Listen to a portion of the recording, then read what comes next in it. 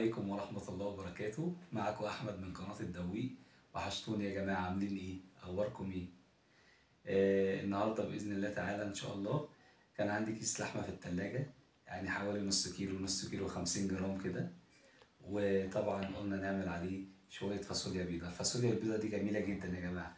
في ناس بتبلها من الصبح لغاية آخر النهار، بس طبعا ده غلط، لأن القشرة بتاعت الفاصوليا بتطلع. فطبعا الصح ان هي تتبل ساعتين ولا حاجة. بعد كده بقى بتتسلق، يعني نص سلقة كده. وبعد كده بتسبك الطماطم، تحمر البصلة لغاية لما لونها يصفر مع اللوري، وتنزل بقى بالصلصة تتسبك. في ناس بتحب تسبك الصلصة تسبيكة كاملة، وفي ناس بتسبكها نص تسبيكة. وبعد كده بتنزل عليها بالفاصوليا البيضة، تاخد لها غلوتين. تمام. اللحمة بتتسلق مع بصلتين، وبعد ما بتتسلق عايز بتعمل عليها شوربة. عايز بعد كده تحمرها بقى بالزيت، تحمرها بالسمنة. عندك سمنة بلدي، زبدة، حتة زبدة تقوم مدلعها كده وتقوم جاي مظبطها بيها. هي بالنسبة لي ديت اللحمة ديت، اللحمة دي كده بعد ما اتسلقت اتحمرت بالزبدة. الزبدة بتحط حتة زبدة، معلقة زبدة كبيرة لغاية لما تقدح، وبعد كده بتنزل بيها باللحمة وترش عليها بهارات، كزبرة مع كمون مع فلفل أسمر، شوية ملح. بتطلع حاجة تانية. طبعا الرز أبو شعرية انتوا عارفين الرز أبو شعرية بيتعمل ازاي. الشعرية بتتحمر مع زبدة مع شوية زيت مع سمنة زي ما انتوا عايزين، وبتنزل عليها بالرز. كوباية رز عليها كوباية مية، وأول ما بيشرب المية بتقوم موطي على الرز عشان الرز يطلع مخرص كده ويطلع جميل. بس مع الشرب نجرب الرز بقى. بسم الله الرحمن الرحيم. الرز تمام.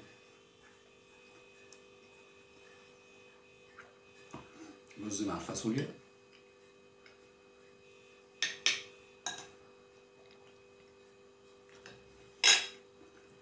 انا بحب بقى السبايسي عادي، عايزه يعني قرن يكون ما بيفهمش.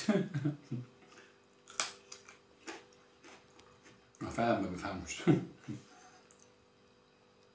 الله الرحمن الرحيم. بسم الله.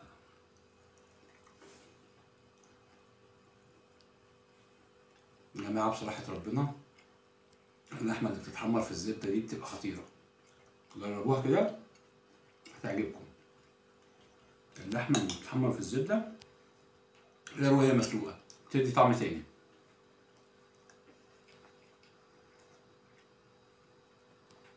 شوربة خطيرة. برضو مكرونة لسان عصفور دي برضو بتحتاج شوربة. المكرونة لسان عصفور دي بتحتاج شوربة، تبقى جميلة برضو. الأطفال الصغيرين بيحبوا المكرونة اللي هي لسان عصفور دي. بسم الله الرحمن الرحيم. طبق سخن بتاع لسان عصفور ده يدفي، بالذات في السقعة. ملوخية. الملوخية دي ايه؟ ملوخية خضراء.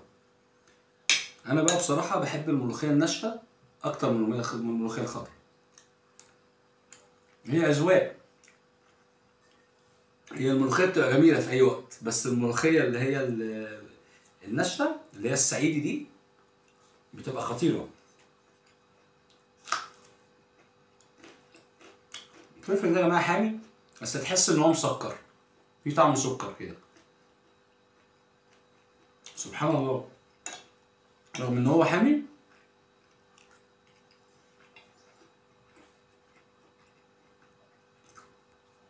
رغم إن هو فيه طعم سكر. من كام يوم وأنا معدي في الشارع قابلني كلبين. عندي فوبيا من الكلاب.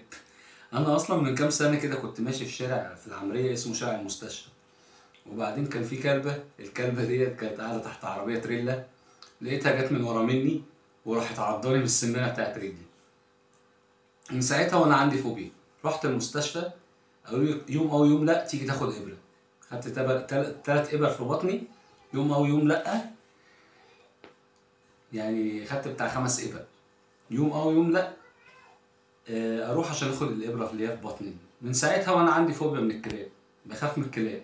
اول ما اشوف كلب في الشارع اقوم جاي عامل ستوب وعامل له تعظيم سلام. انتوا وحشتوني حبايب قلبي. ودي كانت حلقتنا النهارده مع احمد من قناه الدويق. وتصبحوا على خير، وان شاء الله باذن الله نعمل حلقه تانية باذن الله تكون جميله تنول اعجابكم. في انتظاركم باذن الله، والسلام عليكم.